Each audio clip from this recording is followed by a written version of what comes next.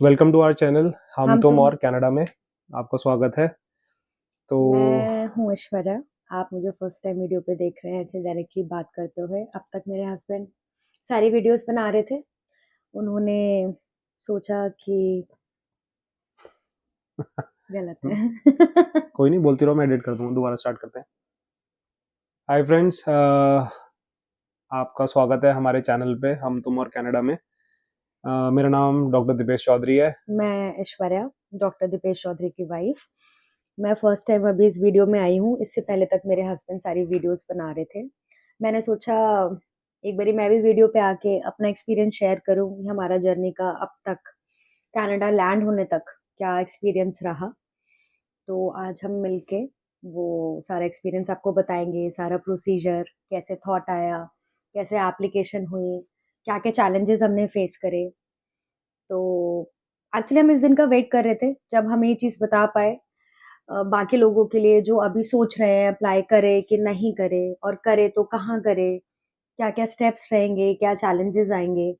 हम बस वही अपना एक्सपीरियंस आपके साथ शेयर करना चाहते हैं। तो मैं स्टार्ट करता हूँ। जो कि हमने जो थॉट लिया था, जो हमारा पहला थॉट था, मैं अपनी जर्नी स्टार्ट करता हूँ। जो मेरे को पहला थॉट आया था वो 2016 में आया था कि मुझे शायद कनाडा के लिए ट्राई करना चाहिए। वो भी इसलिए आया क्योंकि मेरा एक फ्रेंड है, मेरा बैचमेट है। मैं एक डेंटिस्ट हूँ बाय प्रोफेशन। तो जब मेरी ग्रेजुएशन कंप्लीट हुई थी उसके बाद मेरी उसके साथ कनेक्टिविटी अच्छी थी। तो वो कनाडा आया, शिफ्ट हुआ था। तो एक वर्क प्रोसेस के थ्रू में वो प्रोसेस में आया था कनाडा। और जब उसने मुझे यहाँ का लाइफस्टाइल वो बताया। आई गेस स्टूडेंट वीजा पे आया था। नहीं नहीं, वो एक हॉस्पिटल से उसे अप्रोच आई थी। ओके। अपोलो में काम करता था वो पहले। ओके। तो अपोलो हॉस्पिटल के थ्रू उसको कनाडा का एक अप्रोच मिला था। तब उसने मुझे बोला कि कनाडा की लाइफ काफ़ी अच्छी है। और उस टाइम कनाडा की लाइफ अच्छी भी थी इन कंपैरिजन टू जो आज की डेट में हम आज चीज़ें का सुन रहे हम हैं। एक्चुअली सिर्फ सुन रहे हैं अभी, क्योंकि हम आए हैं तो अभी हम जज नहीं कर सकते कि एक्चुअली वो बेकार है है या नहीं, जैसे राइट। लोग कह रहे हैं, या ठीक है। तो वो हम आपको विद टाइम शेयर जैसे करेंगे, जैसे हम बट हाँ। एक्सपीरियंस करेंगे विल डेफिनेटली शेयर। हाँ। तो उसकी लाइफ देखते हुए मुझे लगा था कि उस टाइम की एक बार हमें अप्लाई ज़रूर करना चाहिए। तो तब मैंने ड्यू टू सम सर्कमस्टेंसेस शायद मैंने ट्राई भी किया था, बट मेरा प्रोसेस हुआ नहीं इतना। तो मैंने उस टाइम उस चीज़ को, प्लान को ड्रॉप कर दिया था। फिर मैं अपना पोस्ट ग्रेजुएशन में घुस गया, फिर मैं अपना क्लिनिक भी चला रहा था। 2016-15 से मेरा अपना क्लिनिक भी है दिल्ली में। उसके बाद मेरी हमारी शादी हुई 2021 में। और फिर 2022 में मैं बैठा हुआ ऐश्वर्या के साथ। एक्चुअली 2022 में जब हमारा बेबी का बॉर्न हुआ, सितंबर में he was born, and all of a sudden शायद हम बैठे थे एंड हाँ, अक्टूबर में दीपेश को थॉट आया कि यार, कि मैंने इसको रैंडम बताया इसने मुझे बोला। कि हाँ। एक ऐसे ही, मैं जैसे आपसे शेयर कर रहा हूँ स्टोरी, तो मैंने इससे शेयर करी कि मैं ऐसे-ऐसे एक बार कनाडा के लिए अप्लाई करने का सोचा था। तो फिर इसने मुझे पुश किया कि यार एक बार ट्राई करते हैं, कि लेट्स डू इट अगेन। तो उसने बोला कि दोबारा करके देखते हैं। तो मैंने फिर हाँ, आई वाज लाइक कि इसने बोला कि मेरा बहुत मन था कि मैं कनाडा में लाइफ सेटल करूं, सब करूं।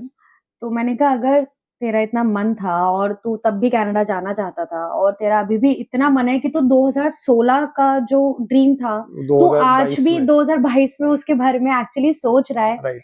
और तेरा अगर इतना बड़ा ड्रीम है, तो तुझे अगर एक बारी ट्राई करना है तो कर उस चीज को लेके। तो फिर हम प्रोसेस में घुसे, काफ़ी मैंने R&D किया, रिसर्च किया इसके बारे में, क्योंकि सब कुछ फ्रेश था। मैंने हम्म। अगेन अपने दोस्त से कनेक्ट किया था। तो आई थिंक उसने तो अपने आप सारा प्रोसेस किया था, लेकिन खुद से प्रोसेस करना और किसी एजेंसी के थ्रू प्रोसेस करने में बहुत ज़मीन आसमान का फ़र्क है। तो मैंने काफ़ी एजेंसीज़ हाँ। को भी मैंने हिट किया। फिर एक एजेंसी का नाम आया वाई एक्सेस, और उसके बारे में मैंने बहुत पढ़ा। उसके एक्चुअली रिव्यूज़ वो देखे हमने। हाँ, वो अच्छे रिव्यूज में थी बाकी एजेंसीज के बाकी कंपेयर टू। एजेंसीज़ के मुकाबले में काफ़ी अच्छे रिव्यूज़ थे उसके। देखिए, रिव्यूज़ आपको पॉज़िटिव, नेगेटिव दोनों मिलेंगे, लेकिन आपको जज करना है कि पॉज़िटिव कितने हैं और नेगेटिव कितने हैं। और कभी-कभार लोग फेक रिव्यूज़ भी डालते हैं, राइट? तो मैंने थोड़ा-सा ट्रस्ट बनाया, वाई एक्सिस को कॉन्टैक्ट किया। फिर इनिशियली हम काफ़ी डरे हुए थे, क्योंकि वाई एक्सिस का कोई ऑफ़िस नहीं है, लेकिन वो हैदराबाद एसोसिएटेड है, पूरा और ऑफ़िस हाँ, सिचुएटेड है वहाँ पर। और वो मेन हेड ऑफिस है मेन हेड बेसिकली। ऑफ़िस है। तो ब्लाइंडली ट्रस्ट करना, क्योंकि सारा प्रोसेस इनका ऑनलाइन है, वाया मेल वाया मेल और और कॉल कॉल। कनेक्ट करते हैं लोग, या व्हाट्सएप के थ्रू कनेक्ट करते हैं। और जितने फ्रॉड्स आप इंडिया में देख रहे हैं, तो ट्रस्ट करना थोड़ा सा डिफिकल्ट हो जाता है इन चीज़ों में। बट मैंने क्योंकि काफ़ी लोगों से कनेक्ट भी किया था, और एक सेकंड मैं आपको हुँ, दूंगा। कनेक्ट भी किया था इस रिगार्डिंग में, और सबने कहा कि वाईएक्सिस एक ट्रस्टेबल सोर्स है, तो आप उनके थ्रू आप प्रोसेस कर सकते हैं ये चीज़। हाँ, तुम कुछ कह रहे थे? क्योंकि इनका जो फीस स्ट्रक्चर है, वो जो भी मतलब फीस बेसिकली पे करनी थी, वो भी हमें ऑनलाइन ट्रांसफ़र करनी थी। ऐसा नहीं है कोई ऑफ़िस है, आप वहाँ जाके पेमेंट करो और आपको कोई रिसिप्ट मिले। तो हाँ, हमारे लिए वो तो सारा ट्रस्ट बनाना प्रोसेस बहुत इनका मुश्किल ऑनलाइन है। था कि ऑनलाइन पेमेंट हम्म। करें, एक रैंडम एक बंदे से फ़ोन पे बात करके, वो आई गेस किसी के लिए भी क्योंकि चैलेंजिंग होगा। इनिशियल अमाउंट अच्छा खासा है इनका, अराउंड 1 लाख रुपए का इनका सर्विस चार्ज है। बट ये सर्विस चार्ज ऐसा है कि थ्रू आउट द प्रोसेस आपको इनको दोबारा कुछ पे नहीं करना है, ये वन टाइम चार्ज होता है इनका, इनिशियल टू एंड, जब तक आपके हाथ में आपका वीज़ा नहीं आ जाएगा। और even they will guide you for the, they will give you the assistance, कि आपको जॉब के लिए असिस्ट करेंगे, जॉब बैंक पोर्टल्स, वो उसके बारे में हम डिटेल में बात हाँ, करेंगे बाद में। तो इनिशियली हमने मोटा-मोटा 1 लाख रुपए इनको डिपॉज़िट दिया। जो कि इनका सर्विस चार्ज हाँ, था। सर्विस चार्ज है। सर्विस चार्ज मीन्स कि they will help you with your doubts, and जितने भी आपके डॉक्यूमेंटेशन है, कैसे प्रोसेस करना है, कहाँ से प्रोसेस कराना है, क्या-क्या डॉक्यूमेंट्स चाहिए? चाहिए। और आईआरसीसी को भी ये लोग खुद कनेक्ट करते हैं, मतलब ये आपकी प्रोफाइल बनाएँगे जिसका लॉगिन पासवर्ड इनके पास भी हुँ, रहेगा, करेक्ट। ताकि कोई मिस्टेक ना हो। डॉक्यूमेंट्स ये खुद अपलोड करेंगे, आपसे ज़रूर लेंगे डॉक्यूमेंट्स। बेसिकली आपसे फीस ले रहे हैं कि एज़ अ डमी ये हमारा रोल प्ले राइट, करेंगे। राइट, ये हमारे डमी हैं। ये हमारे बिहाफ़ पे सारा काम करेंगे, उसी चीज़ का ये 1 लाख रुपीज़ ले रहे हैं। राइट। तो इसके बाद हम नेक्स्ट जो हमने आपको शेयर करने के लिए पॉइंटर लिखा था। फीस मेरे हस्बैंड ने बताई 1 लाख राइट। रुपीज़ है जो कि वन टाइम पेमेंट है और अप्रॉक्सिमेटली जितना भी लंबा अच्छा इसमें वाईएक्सेस में एक ऑफ़र था उस समय अब पता नहीं वैलिड है या नहीं, ये लोग हमारी एप्लीकेशन देंगे। अगर विदिन 1 ईयर या 2 ईयर अगर हमारी एप्लीकेशन हुँ, एक्सेप्ट नहीं होती है, पीआर नहीं हुँ, मिलता है, राइट। उसके बाद वो एडिशनल फ्री 1 मोर ईयर दे रहे थे, कि अगर हमारा बाय फॉर इंस्टांस रिजेक्ट हो जाता है, नहीं होता, तो ये लोग 1 एडिशनल साल का एक फ्री असिस्टेंस फ्री देते हैं वो। फ्री दे रहे थे हाँ, दोबारा से हमारी एप्लीकेशन डालने के लिए। राइट। वो हमारे इस पैकेज में इंक्लूडेड था। बट थैंकफुली हमें वो यूज़ करने की नहीं ज़रूरत नहीं ज़रूरत पड़ी। पड़ी।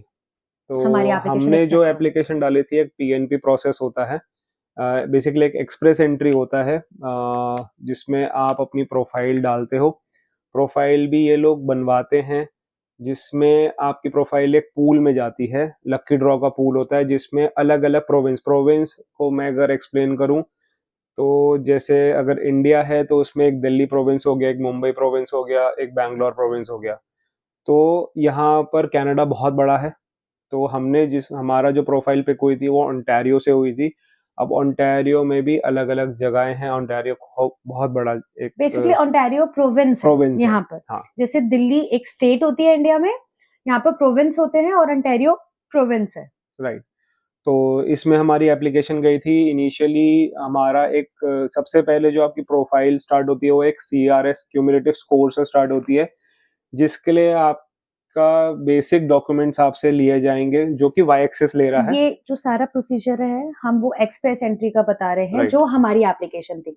आप वर्क वीज़ा, स्टूडेंट वीज़ा उनके आई एम श्योर अलग स्टेप्स होते वो होंगे। डिफरेंट प्रोसेस है पूरा। हमारा डायरेक्ट पीआर था एक्सप्रेस एंट्री के थ्रू। तो उसके लिए जो मेन होता है वो सीआरएस स्कोर होता है, जैसे हुँ। कि मेरे हस्बैंड बता रहे थे। तो उसमें इन्होंने मेरे से मेरे डॉक्यूमेंट्स लिए थे, जिसमें मेरे ग्रेजुएशन 10th 12th और जो मैंने अपना बीडीएस किया था, उसकी मार्कशीट्स, डिग्री, एंड जो मेरी मास्टर डिग्री थी, उसकी डिग्री, उसकी मार्कशीट, और मेरे जो एक्सपीरियंस सर्टिफिकेट्स थे, वो सब ये कैलकुलेट करते हैं। सबसे पहले चेक करेंगे आपके लिए एलिजिबिलिटी है या नहीं, मतलब आप एलिजिबल हो अप्लाई करने के लिए या नहीं। और वो वाइक्सेस अपने एंड पे करती हाँ, है। ये वो सिर्फ़ वो डॉक्यूमेंट्स ले रही हैं खुद चेक करने के लिए, अभी आईआरसीसी से उन्होंने कोई कोई कनेक्ट नहीं है कनेक्शन अभी, नहीं ये वो खुद प्रोसेस कर रहे हैं कि आप इस प्रोसेस के लिए एलिजिबल हो या नहीं। है। मतलब वो भी अननेसेसरी आपका टाइम वेस्ट नहीं करेंगे, ये बोल के कि आप एलिजिबल हो, और वो आपको 1 लाख रुपए आपसे ले लेंगे और प्रोसेस करेंगे, उसके बाद आपको सॉरी बोल देंगे। तो ये प्रोसेस मुझे नहीं दिखा, तो अच्छा ट्रस्टवर्दी प्रोसेस था, इसलिए मैं इस चीज़ में घुसा भी। एंड जब मेरा को ये एक थम्स अप आया कि आपकी जो प्रोफाइल है वो अच्छी है, एलिजिबल है, आप अप्लाई कर सकते हो, चांसेस हैं, नॉमिनेशन में आपका नाम आने के, तो इस चीज़ में फिर मैं आगे फर्दर प्रोसेस किया। फिर मैंने जो एप्लीकेशन डाली थी, मैंने सिंगल एप्लीकेंट नहीं डाली थी, मैंने अपना फैमिली पीआर के लिए डाला था, जिसमें जिसमें मैं प्राइमरी एप्लीकेंट था और वाइफ और मेरा 3 साल का बच्चा है, बेटा है, वो ये दोनों मेरे डिपेंडेंट हैं। तो प्राइमरी एप्लीकेंट का काम ये होता है कि उसको सारे डॉक्यूमेंटेशन अपने वैलिड प्रूफ होने चाहिए, क्योंकि जो प्रोफाइल मेन प्रोफाइल है वो प्राइमरी एप्लीकेंट के ऊपर ही डिपेंड करती है, जिसमें आपके जितने भी डॉक्यूमेंट्स होते हैं फर्दर जो वेरीफाई होते हैं, वो जो मैंने वेरिफिकेशन कराई थी वर्ल्ड एजुकेशन सर्विसेज होती हैं, WES जिसको हम बोलते हैं। अब मैं आपको एक चीज़ और बताऊंगा, जितने भी यहाँ से अब जो मैं आपको फर्दर प्रोसेसेस बता रहा हूँ, इसकी फीस मैंने सेपरेटली पे करी है। इसमें वाई एक्सिस का कोई रोल नहीं है, वाई एक्सिस की जो फीस थी वो मैं ऑलरेडी पे कर चुका हूँ। अब जो भी मैं फीस पे करूंगा वो मेरे एंड से जाएगी, और डायरेक्टली डायरेक्टली, ऑर्गेनाइजेशन हाँ को जाएगी। डायरेक्टली ऑर्गेनाइजेशन जैसे को जाएगी। वेस्ट में, हाँ तुमने करा था हम्म। तो वो डायरेक्टली वेस्ट पे गई थी। तो उसमें बीच में मीडिएटर का कोई रोल नहीं है कि आप ये सोचो कि आपने किसी दलाल को पैसा दिया और आपका काम हो गया, वो नहीं है। जो भी फीस जाएगी या तो गवर्नमेंट को जाएगी, चाहे इंडियन गवर्नमेंट हो चाहे चाहे वो कनाडा। कैनेडियन गवर्नमेंट हो, ठीक है। तो मैंने वर्ल्ड एजुकेशन सर्विस को मैंने पे किया था for the verification of my BDS and my MDS documents, जिसमें मेरा यूनिवर्सिटी का भी रोल था, क्योंकि मुझे यूनिवर्सिटी जाना पड़ा। वहाँ पे एक फर्दर फॉर्म फिल होता है जिसमें आप अप्लाई करते हो कि आपके डॉक्यूमेंट्स यूनिवर्सिटी डायरेक्टली एक एनवलप में वर्ल्ड एजुकेशन सर्विस को भेजती है। उसमें पूरा वो स्टैम्प एंड पूरा मतलब एक प्रोसेस होता है, जो कि अगेन आपकी यूनिवर्सिटी का रोल उसमें मैटर करता है। वो प्रॉपरली प्रोसेस होना चाहिए, तब डॉक्यूमेंट्स वेस्ट पे जाते हैं। वेस्ट डॉक्यूमेंट्स डायरेक्टली IRCC को रिस्पॉन्ड करती है आपकी प्रोफाइल के लिए, ठीक है। इसके बाद जो नेक्स्ट हमारा स्टेप था आफ्टर वेरिफिकेशन, जितना भी डॉक्यूमेंट्स आपका वेरीफाई हुआ है, अगेन अब वाई एक्सिस का रोल आता है। वाई एक्सिस का रोल अब ये आता है कि जितने आपने डॉक्यूमेंट्स वेरीफाई करा लिए हैं वो by the university, by the world education services, वाई एक्सिस अब उसको अपलोड करती है आपकी जो IRCC की प्रोफाइल वाई एक्सिस ने बनाई है, ठीक है। देन हमने क्या किया था, ऐश्वर्या फर्दर बताएंगे। इसके बाद वाई एक्सेस ने जब हमारी एक एप्लीकेशन बना दी आईआरसीसी के पेज पे, वो एप्लीकेशन वो अलग अलग प्रोविंस में डालती है, पुश करती है कि हमारी एप्लीकेशन किसी भी, जैसे मैंने मेरे हस्बैंड ने बताया कि ओंटारियो प्रोविंस है, ऐसे मल्टीपल प्रोविंसेस हैं। ऑफ कोर्स मुझे भी सारे नाम नहीं जैसे पता ब्रिटिश शायद। ब्रिटिश कोलंबिया हो गया आपका, एल्बर्टा हो गया, हाँ, एंड तो ये फर्दर कनाडा आपका के ही अलग अलग हाँ पार्ट है, प्रोविंस है। कनाडा तो के अलग अलग उन्होंने, पार्ट है। हाँ उन्होंने मल्टीपल प्रोविंस में डाली कि कहीं किसी प्रोविंस को हमारी रिक्वायरमेंट होगी या हमारी एप्लीकेशन अच्छी लगेगी तो वो हमको रिस्पॉन्स देंगे या इनवाइट करेंगे। बेसिकली यहाँ पर प्रोसीजर ये चलता है, अगर किसी प्रोविंस को हमारी एप्लीकेशन अच्छी लगती है तो वो हमें इनविटेशन भेजते हैं कि हाँ हमें आपकी प्रोफाइल अच्छी लग रही है, we can consider you as a PR in our province. Basically होता क्या है, ये ना एक लकी ड्रॉ है। लकी, यहाँ एक सिंपली, जैसे हम कहते हैं ना, मेरिट में मेरिट लिस्ट आती है कि 100, अगर 100 नंबर का एग्जाम है, उसमें से जितने भी 75 नंबर हैं, तो 75 नंबर वालों को ये हिट करेगी लिस्ट, ऐसे होता है। और उन 75 नंबर वाले सबको इनविटेशन हाँ, नहीं जाता, सबको वो नहीं किसी आएगा, को भी रैंडमली पिक करते वो हैं। पूल है। उसमें अगर हाँ, आपकी जैसे फॉर एग्जांपल मेडिकल है, मेडिकल में फिजियोथेरेपी वाले अलग हैं, डेंटल अलग हैं, सर्जन्स अलग हैं, ENTs अलग हैं, मतलब ये फर्दर कैटेगराइजेशन है इसमें। तो ऐसा नहीं है कि मेडिकल का एक सिंगल पूल है, उसमें फर्दर छोटी छोटी ब्रांचेज हैं। तो उस ब्रांचेज में किस प्रोविंस को कितनी रिक्वायरमेंट है, वो उस हिसाब से पिक करती है प्रोफाइल। और यहाँ मेडिकल वालों की बहुत इंपॉर्टेंस है, बहुत इंपॉर्टेंस है बहुत एक्चुअली। इंपॉर्टेंस है। हम शायद लकी इसलिए रहे क्योंकि मेरे हस्बैंड मेडिकल फील्ड से। हाँ, मेडिकल थोड़ा-सा ड्रॉबैक भी है यहाँ पर। मेडिकल सर्विसेज़ हम देखें तो जैसे हमारे यहाँ सरकारी हॉस्पिटल होते हैं, वो हिसाब-किताब है।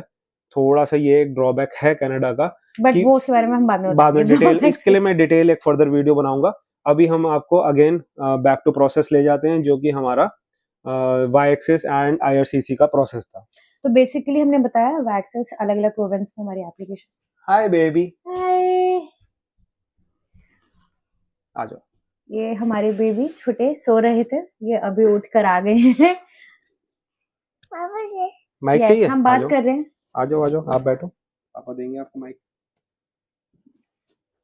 बैठो पापा के पास। आप लगाओगे? नहीं। पापा लगा लें? लाओ। आओ वीडियो बनाएंगे। ये मैग्नेट से लगेगा, ठीक है। अच्छा, ऐसे ऐसे आ जाओ, सबको देखो, हेलो बोलो। Hello hello. हाँ। तो ये हमारे छोटे 3 साल के बेटे जो कि सो रहे थे और हमने सोचा हम वीडियो बना लेंगे इनके सोते-सोते में, वो पॉसिबल नहीं हुआ और वो उठ कर आ गए हैं। कोई नहीं, आप फर्दर बताती जाओ।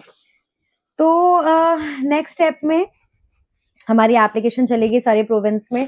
फिर अच्छा, ये एप्लीकेशन हमारी 2022 में गई थी जब हमने वैक्सीज को अप्लाई किया था, अप्रोक्सीमेटली एंड ऑफ 2022 या स्टार्टिंग ऑफ 2023, जब सारे हमारा वेस्ट वगैरह के डॉक्यूमेंट्स वगैरह सब क्लियर हो गए थे, सारे अपलोड हो गए थे, सारे अप्रूव हो गए थे। तो ये लगा लीजिए अर्ली 2023 में हमारी एप्लीकेशन गई थी। उसके बाद इट्स कम्प्लीटली कि आप वेट करो, कुछ नहीं करना, आपको सिर्फ वेट करना है कि कभी कोई प्रोविंस आपकी एप्लीकेशन एक्सेप्ट करेगी, लकी ड्रॉ में आपका नाम आएगा, कहीं से इनविटेशन आएगा। किसी का उस चीज पे कंट्रोल नहीं है, ना वैक्सीज का ना आपका। आप सिर्फ वेट कर सकते हो कि शायद मेल आएगा आएगा आएगा। एंड फाइनली हमारा वेट खत्म हुआ था 2024 में। तो 2022 की प्रोफाइल हमने अप्लाई करी थी, नवंबर में हमने अप्लाई किया था और 2024 अप्रैल में हमारा नॉमिनेशन आया था। तो लंबा सफर है, किसी किसी और के लिए इससे ऑनेस्टली ज्यादा भी होता हमारे है। लिए तो बहुत छोटा सफर रहा हमारा, फिर भी बहुत जल्दी हो गया। लोगों को 2 साल 3 साल 5-5 साल लग जाते हैं, वो वेट करते रह जाते हैं। और ऐसा नहीं है कि आपको कोई अपडेट मिलेगा कि नहीं अभी आप वेटिंग पे हो, या आईआरसीसी से कभी भी कोई मेल आएगा कि नहीं अभी नहीं हुआ सिलेक्शन। आपके पास सिर्फ एक मेल आएगा जब आपका प्रोविंस कोई सिलेक्ट कर लेता है और आपके पास इनविटेशन आता आपकी है। प्रोफाइल बेसिकली नॉमिनेट होती है। हाँ, वो एक मेल कभी भी आ सकता है, साल 2 साल 3 साल 4 साल 5 साल, किसी किसी का कभी भी नहीं आता है। और हमारा लकीली आ गया, जल्दी आ गया। इनफैक्ट 2024 अप्रैल में हमारा मेल आया। जिनसे हमने, हाँ वेरी गुड, जिनसे हमने बात करी उनके तो उनका यही कहना था कि आपका नॉमिनेशन आया है, बहुत लकी हैं आप। और पीआर के लिए प्रोसेस किया है, लोग यहाँ 10-10 12-12 15-15 साल से वेट कर रहे हैं, जो काम वर्क कर रहे वीजा हैं, पे रह वर्क रहे वीजा हैं। पे, student visa, student as a student आए थे, फिर उन्होंने यहाँ काम करना स्टार्ट किया, वर्क वीजा मिला उन्हें, एंड उनकी फाइल अभी भी पूल में है।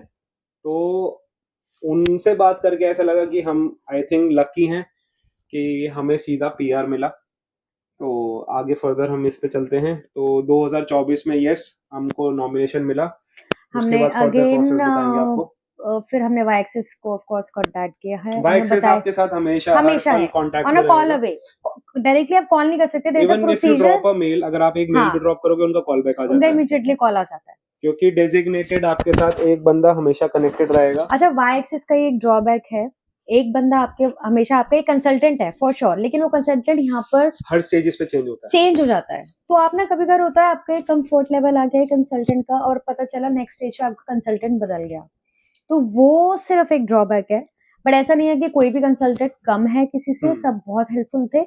और लेकिन सारे हाँ, एजुकेटेड हैं, सारे एजुकेटेड है, बस ये कि आपका एक कंफर्ट लेवल बैठ गया है, फिर वो चेंज करना वो एक ड्रॉबैक रहता है। उसके अलावा they have been very supportive, बहुत सपोर्टिव रहे हैं हमारे एंटायर प्रोसेस क्योंकि में। जैसे जैसे आपका ना लेवल बढ़ता जाएगा, मतलब जो जो आप लेवल क्लियर करते जाओगे, इनके कंसल्टेंट्स भी चेंज होते चले जाते हैं।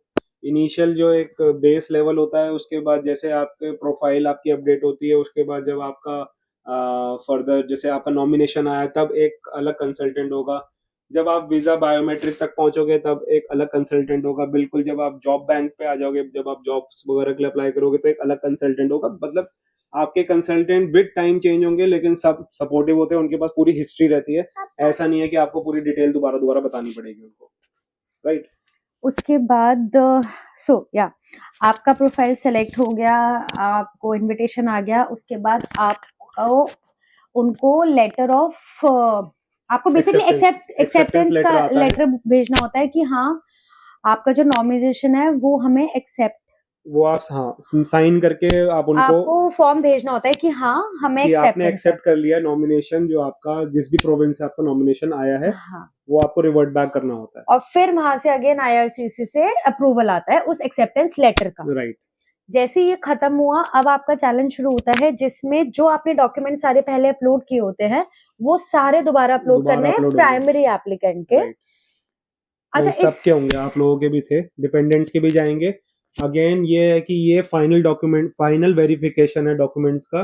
वाई एक्सेस अगेन इसमें होल्ड रखता है पूरा, और इसमें आपको भी ध्यान देना है। इसमें एक्चुअली हम एक पॉइंट स्किप कर गए, हमारी एप्लीकेशन अपलोड होने से पहले सारे प्रोविंस के लिए जब इनके एप्लीकेशन का स्कोर हो रहा था तो उसमें हमें एक एडिशनल चीज पता चली जो हम आपके साथ शेयर करना चाहते हैं, आइल्स। लैंग्वेज प्राइमरी एप्लीकेंट को आइल्स देना मैंडेटरी होता है उसमें आई गेस इनको 6+ बैंड चाहिए होते हैं, जो आ गए थे मेरे हस्बैंड के। अब इसमें अगेन चॉइस होती है, जो आपकी डिपेंडेंट एप्लीकेंट है वो चाहे तो आइल्स दे सकते हैं, चाहे तो स्किप कर सकते हैं।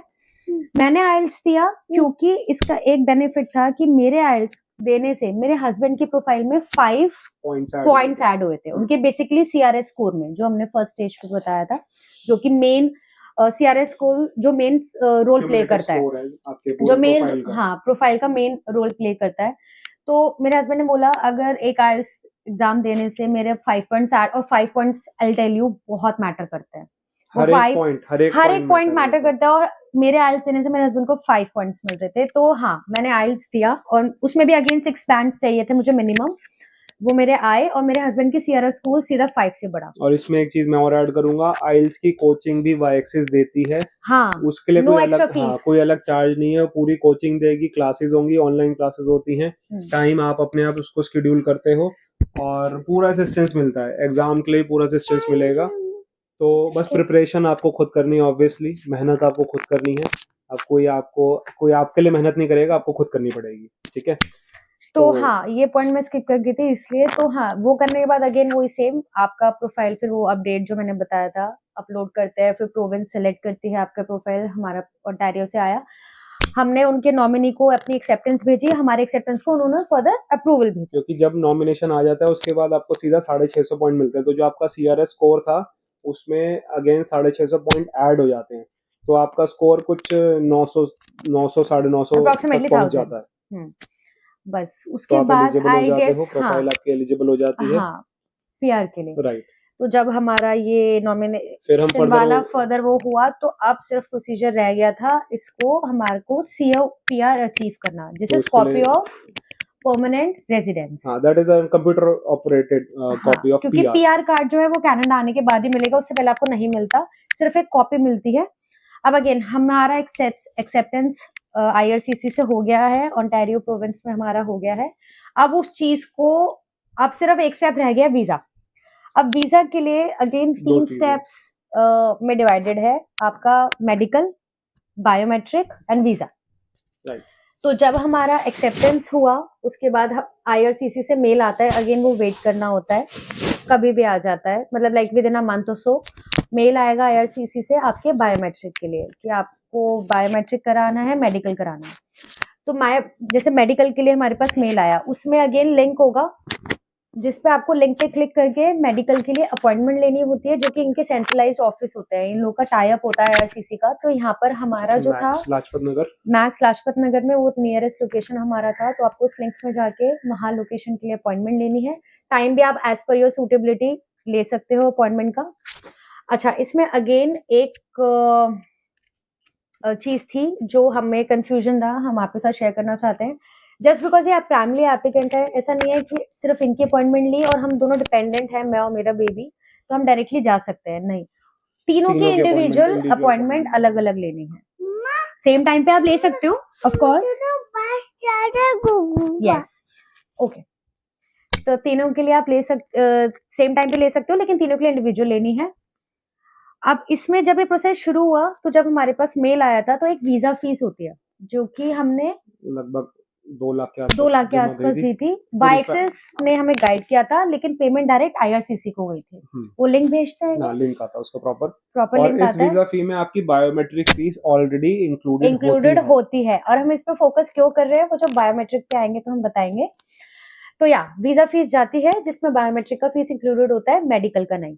तो हमको जब लिंक आया मेडिकल के लिए, हमने तीनों के इंडिविजुअल अपॉइंटमेंट ली, हम मैक्स गए, हमारे तीनों का मेडिकल हुआ, वहां हमारी फीस लगी थी मेडिकल की अप्रोक्सीमेटली 25,000 तीनों की अप्रोक्सीमेट, और हमारा मेडिकल हुआ, और उसके बाद आपका काम खत्म। डायरेक्ट मैक्स वाले आपके डॉक्यूमेंट्स अपलोड करते हैं, आईआरसीसी को भेजते हैं, वो उनका काम है। मेडिकल के आपके डॉक्यूमेंट्स चले गए, आपका काम खत्म। उसके बाद आपके पास मेल आएगी बायोमेट्रिक की, सेम बेस आईआरसीसी से अगेन लिंक होगा, अगेन आपको तीनों की इंडिविजुअल अपॉइंटमेंट लेनी है।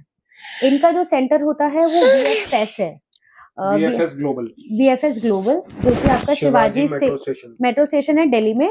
मेट्रो स्टेशन के अंदर से ही उसकी एंट्री है, जो अपना बंगला साहिब है गुरुद्वारे से पहले। हाँ, तो वहीं से उसकी एंट्री है, आपको वहीं से जाना है वीएफएस ग्लोबल ऑफिस के लिए। बायोमेट्रिक के लिए आपने उसकी अपॉइंटमेंट ले ली। हमने यहाँ एक गलती करी, हमें ऐसा था कि सिर्फ प्राइमरी एप्लीकेंट की लेनी है और हम दोनों की नहीं लेनी। हम तीनों चले गए कि प्राइमरी एप्लीकेंट ये है, वहां जाके हमें पता चला था कि तीनों की अलग अलग लेनी है, तो फिर मेरे और बेबी की बाद में ली थी हमने। तो दो हाँ, चक्कर इस लग चीज गए का थे इसमें। याद, हाँ, तो इस चीज का याद रखिए, प्राइमरी एप्लीकेंट ऑल्दो ये है लेकिन अपॉइंटमेंट्स तीनों की जाएंगी। तो खैर हमने बताओ। अपॉइंटमेंट ली, हम वीएफएस ऑफिस गए। वीएफएस ऑफिस में थोड़ा सा आई वुड से हमें मिसगाइडेंस मिला, क्योंकि ऑल्दो हमारे कंसल्टेंट ने बोला था कि वीज़ा फीस में हमारी बायोमेट्रिक की फीस इंक्लूडेड है, लेकिन जब हम वहाँ काउंटर पे पहुंचे तो जो पर्सन थे उन्होंने मिसगाइड किया, सेइंग कि आपकी इतनी फीस है। तो मेरे हस्बैंड का क्वेश्चन था भी कि कि जब ये हम मतलब जो हमें गाइडेंस मिली है कि फीस इंक्लूडेड है, तो आप किस चीज़ का चार्ज कर रहे हो?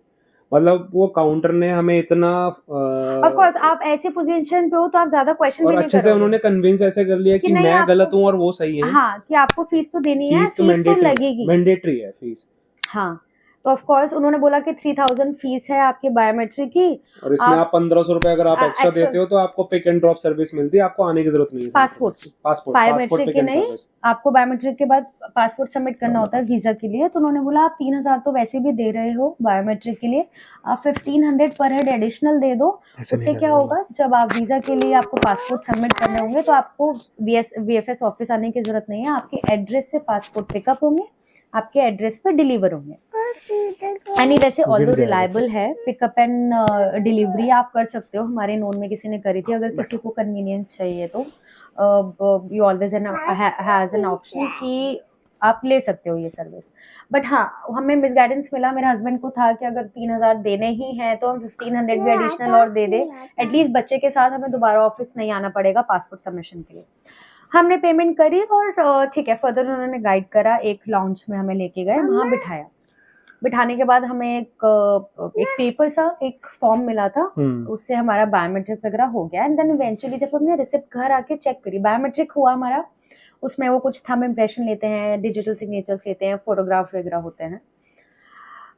हम घर आ गए, घर आने के बाद जब हमने वो एक्चुअली देखा, रिसीट स्लिप चेक करी रिसिप्ट हमने। चेक करी, तो उसमें जो अमाउंट लिखी थी वो 3000, वो हमारी कोई बायोमेट्रिक फीस नहीं थी, वो उनका premium lounge. Premium lounge fees थी। हाँ तो उसको देख कर मुझे बड़ा गुस्सा चढ़ा हाँ, कि कि मैंने ये, चाय और एक कॉफी के लिए और एक सोफा और पे हम बैठने के लिए मैंने 3000 रुपये तीन एक्स्ट्रा हजार क्यों रुपए पे पे करें, किए? आप ये, उन्होंने काउंटर पे क्लियरली बोल देते कि आपका, आप नॉर्मल उसमें क्यू अगर, में लगना चाहो, आप लाइन में लगना चाहो तो तो आप कोई लग फीस सकते हो, नहीं उसमें है। कोई फीस नहीं है। हाँ, अगर आपको आराम से अपने बायोमेट्रिक का काम कराना है प्रीमियम लाउंज में विद कॉफी, कुकी, चिप्स, तो ये फीस है। उन्होंने बोला ये जो फीस है ये प्रीमियम लाउंज की नहीं है, बायोमेट्रिक की है, जो कि वहां पर मिसगाइडेंस हाँ था। मिसगाइडेंस था, फिर इसके लिए ऑनेस्टली हमने मेल करी, कंप्लेन करी वीएफएस के लिए, तो उन्होंने ऑल्दो रिफंड दे दिया। बट हाँ, ये मिसगाइडेंस था, तो बायोमेट्रिक की आपकी कोई फीस बेसिकली नहीं ऐसे होती है। ट्रैप में ना फंसे तो बेटर है। हाँ, बायोमेट्रिक के लिए कोई फीस नहीं होती है, जो वीजा फीस होती है उसमें, हाँ फिश आएगी फिश। जो वीजा फीस होती है उसमें बायोमेट्रिक का इंक्लूडेड होता है, मेडिकल का आपको ऑन स्पॉट पे करना होता है। तो एनीवे हमारा बायोमेट्रिक तीनों का हुआ, हमारा वो फीस रिफंड आ गया जो बायोमेट्रिक का बोल के लिया था। फिर बायोमेट्रिक होने के बाद अगेन वो भी डायरेक्टली आईआरसीसी में गया, फिर हमने अगेन वेट करा अबाउट अ मंथ और सो। एक उसके महीना। बाद फाइनली हमें आईआरसीसी से मेल आया फॉर पासपोर्ट सबमिशन। ये सारे प्रोसेस के बाद एक पासपोर्ट सबमिट के लिए अगेन अपॉइंटमेंट ली थी। हाँ उसके लिए भी अगेन लिंक आया था, अपॉइंटमेंट ली थी पासपोर्ट उसके बाद सबमिशन पिकअप के के लिए। लिए भी सब कुछ आपको सब चीज़ों के लिए अपडेट मिलेगी, अपडेट मिलेगी, चाहे वो वीएफएस के थ्रू हो चाहे वो आईआरसीसी के थ्रू हाँ, हो, आपको हर टाइम टू टाइम अपडेट मिलेगी। जब आपका पासपोर्ट वीज़ा लग के सीओपीआर के साथ रेडी हो जाएगा, एक ग्रीन कलर के एनवलप में आता है, वो भी आप आपको डायरेक्टली पिक कर ऑनेस्टली सकते हैं ऑफिस आईआरसीसी से। में भी जब ये प्रोसेस चल रहा होगा कि आपका वीजा पिकअप हो गया, आपका वीजा यहाँ चला गया, वो सारी मेल भी अपडेट आती रहेंगी। तो वहाँ आप थोड़े से टच में रहते हो कि आपका कहाँ तक प्रोसेस हो है, पहुंचा है, पहुंचा है, वो रेगुलर मेल आएंगे। क्योंकि जो आपका पासपोर्ट है वो एम्बेसी जाता है वीज़ा लगने के लिए, तो वो थोड़ा सा एक टाइम पीरियड होता है, मतलब एक हफ्ते में हो गया था, मतलब 15 डेज 15 डेज, अप्रोक्सीमेटली आप, मोटा मोटा 15 दिन आप लेके चलो। हाँ, तो जब हमारा पासपोर्ट हमने सबमिट कराया, उसके बाद पासपोर्ट गया एम्बेसी, उस पर वीज़ा लगकर अगेन हमारे पास फिर मेल आया कि आपका वीज़ा ऑफिस आ गया, वीएफएस के ऑफिस आ गया। आईआरसी बेसिकली हम ड्रॉप करेंगे वीएफएस में पासपोर्ट, वहाँ से वीएफएस अपने रिस्पॉन्सिबिलिटी पे आईआरसी एम्बेसी एम्बेसी भेजती है, भेजेगा। एम्बेसी पे आपका वीज़ा लगेगा। वीज़ा के बाद अगेन पासपोर्ट वापस वीएफएस आएंगे, फिर वीएफएस वाले आपको मेल करेंगे कि आपका पासपोर्ट वीज़ा लग के हमारे पास आ गया है, प्लीज कम एंड कलेक्ट। उसके लिए फिर आपको अपॉइंटमेंट लेनी है, और नहीं, पासपोर्ट पिकअप के लिए बेसिकली अपॉइंटमेंट नहीं लेनी है, अपडेट आता है, अपॉइंटमेंट अपडेट नहीं आएगा, है उसके उसके लिए लिए, अपॉइंटमेंट नहीं वो चाहिए, तो आप जाके पिक कर डायरेक्टली लोगे। जाओ और जाके आप पिक कर लो। तो जैसे हमारे पास मेल आया पासपोर्ट पिकअप के लिए, मेरे हस्बैंड गए, हम सब गए, पासपोर्ट पिकअप करा, क्योंकि वहाँ सिग्नेचर होंगे आपके पिकअप से पहले, मतलब बेसिकली ऑथराइज करते हैं वो कि आप जेन्युइन पर्सन हैं। आपको आधार, अपनी आईडी लेके जानी है, कॉपी आधार, लेके जानी है अपनी, हाँ, आधार की कॉपी, क्योंकि वो पासपोर्ट की लोग कॉपी, सबमिट करेंगे कि हाँ इस आधार के इसी पर्टिकुलर इसी पर्सन पर्टिकुलर को पर्सन को उन्होंने हमने दिया है, वो as a hand over proof किया लेते हैं। हाँ। है। राइट। तो तो बस हम एनवलप्स लेके घर आए, घर आके हमने अपने एनवलप्स खोले, तो उसमें और हमने सीओपीआर और वीजा देख के खुशी हुई खुशी हुई, बहुत खुशी कि हुई, इतनी मेहनत के बाद आफ्टर 2 आपने years, कुछ अचीव किया है। 2 years, yes, तो स्ट्रगल यहाँ पर एंड नहीं होता है, यहाँ से तो स्ट्रगल हमारा शुरू स्टार्ट होगा, था। ये तो ये हाँ, तो हमने आपको एक पहला स्टेप इनिशियल है। फेज बताया है, जिसको आप बोल सकते हो चैप्टर 1। तो चैप्टर 2 में भी अच्छी अच्छी कहानियाँ मिलेंगी आपको सुनने के लिए, डिफ़िकल्टीज मिलेंगी जो जो हमने फेस करी हैं, वो चीज़ आप फेस ना करें। और अगर आपके दिमाग में कोई सवाल है, कुछ पूछना चाहते हैं हमसे, तो आप प्लीज कमेंट कर सकते हैं। कमेंट, विल रिस्पॉन्स, हम पक्का उस चीज का ओके। रिप्लाई देंगे, विल रिप्लाई फॉर श्योर। और कोई भी आपके क्वेश्चन होंगे, हम कोशिश करेंगे अपनी तरफ से उस चीज का सोल्यूशन आपको जरूर दें। और एनवलप देख के ऑफ कोर्स हमें खुशी हुई, इसमें हमारा पासपोर्ट था जिसमें वीजा की स्टैम्प थी, तीनों के इंडिविजुअल एनवलप्स थे।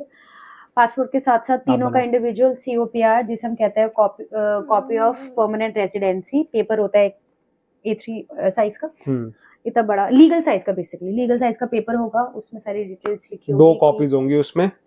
एक जो जब आप लैंड करोगे कनाडा में, तब उस पे फाइनल स्टैम्प होती है, जो कि वो हम इमिग्रेशन प्रोसेस की वो बाद में वीडियो बताएंगे डिटेल में, शेयर क्योंकि करेंगे। उसके लिए एक अलग से ब्लॉग बनेगा हमारा। तो अभी तक बहुत तो लंबा यहीं तक प्रोसेस है, क्योंकि हाँ, प्रोसेस लंबा है, तो वीडियो हम नहीं एक साथ नहीं चाहते, बनाएंगे कि आप लोग भी बोर हो जाएं। तो इसीलिए हम छोटे छोटे पार्ट में इसको हम डिस्क्राइब करते रहेंगे, हमारा एक्सपीरियंस। और फर्दर फिर नेक्स्ट ब्लॉग में हम मिलेंगे, और वेट करेंगे आपके अच्छे अच्छे कमेंट्स का। कुछ कहना चाह रही थी आप? बस तब तक आप हमें प्लीज लाइक, शेयर, सब्सक्राइब, और हमारे नेक्स्ट वीडियो का वेट करें, हम जल्दी डालेंगे वीजा के आने के बाद से लेके कनाडा लैंड होने तक की जर्नी, बाय करेंगे। वो चलो, हम नेक्स्ट वीडियो में शेयर करेंगे। तब तक के लिए bye, bye bye, take care. Thank you, flying kiss कर दो।